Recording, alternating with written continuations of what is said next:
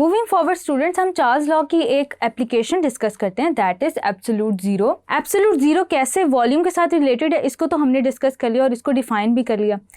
That hypothetical temperature at which given volume of a gas reduces to zero is called as absolute zero. अब वो hypothetical temperature जिसपे volume of a gas zero हो जाता है उसको हम zero kelvin कहते हैं। Zero kelvin is equal to -273.15 degree Celsius. और इस एब्सोल्यूट जीरो वैल्यू की वजह से एक केल्विन स्केल प्लॉट किया गया, similar to that of Celsius and Fahrenheit scale.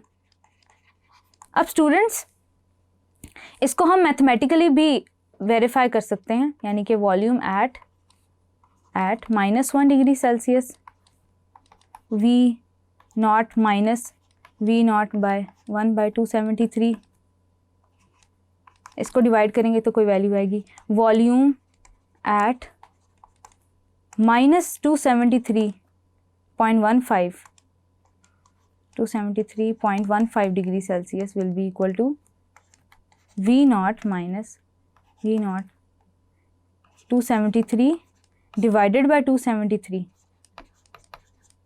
यानी कि आप जीरो वैल्यू को, एब्सोल्यूट जीरो वैल्यू को मैथमेटिकली भी डिफाइन कर सकते हैं। लेकिन स्टूडेंट्स अभी तक ये टेम्परेचर हाइपोथेटिकली अटेनेबल है, रियलिटी में ये अटेन नहीं हुआ। स्टूडेंट्स इसमें आप ये देखते हैं कि कैसे डिक्रीज इन टेम्परेचर अफेक्ट कर रहा है वॉल्यूम ऑफ द गैस को, जो कि हाइपोथेटिकल वैल्यू आपको देती है -273.15 डिग्री सेल्सियस की। ये टेम्परेचर अटेनेबल इसलिए नहीं है क्योंकि सॉलिड्स और लिक्विड्स इस टेम्परेचर से पहले ही सॉलिडिफाई हो जाते हैं या लिक्विफाई हो जाते हैं, यानी कि लिक्विड में कन्वर्ट हो जाते हैं। उसके अलावा स्टूडेंट्स इस हाइपोथेटिकल टेम्परेचर पे मॉलिक्यूल्स मूव करना बंद कर देते हैं। एक ग्राफ की सूरत में देखते हैं effect of decrease in temperature on volume. Volume decrease हो रहा है, वॉल्यूम जीरो हो रहा है, यहाँ पे 0 डिग्री सेल्सियस है। 0 डिग्री सेल्सियस से आप इसको एक्स्ट्रापोलेट करेंगे मिनिमम पॉसिबल टेम्परेचर पे, तो ग्राफिकली भी वो यही वैल्यू देगा -273.15 degree Celsius. Students moving forward हम चार्ल्स लॉ से रिलेटेड एक एग्जांपल डिस्कस करते हैं। Example number 4.6 says if 50 centimetre cube of a gas in a syringe at 15 degree Celsius is heated to 50 degree Celsius and the piston of the syringe is allowed to move outwards against atmospheric pressure, calculate the new volume of the hot gas। Student solution में आप पहले given और required values लिखेंगे। Given values हमें थी temperature की, दोनों temperature की वैल्यूज गिवन थी, वॉल्यूम की वैल्यू गिवन थी। अब हमने न्यू वॉल्यूम कैलकुलेट करना था हॉट गैस का। V 1 सेंटीमीटर क्यूब में है तो हमारा आंसर भी सेंटीमीटर क्यूब में ही होना चाहिए। उसके अलावा स्टूडेंट्स टेम्परेचर को हम हमेशा केल्विन में कन्वर्ट करेंगे कोई भी कन्वर्शन या कोई भी न्यूमेरिकल प्रॉब्लम सॉल्व करते हुए। According to Charles law V1/T1 is equals to V2/T2।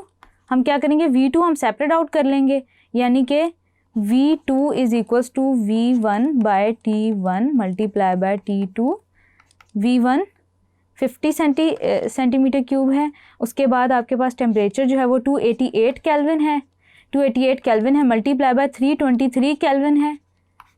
V2 will be equal to, calculate करेंगे, 50 multiply by 323 is equal to 16150 divided by 288, it will be equal to 56.0, यानी कि volume V2 will be equal to 56.0 centimetre cube.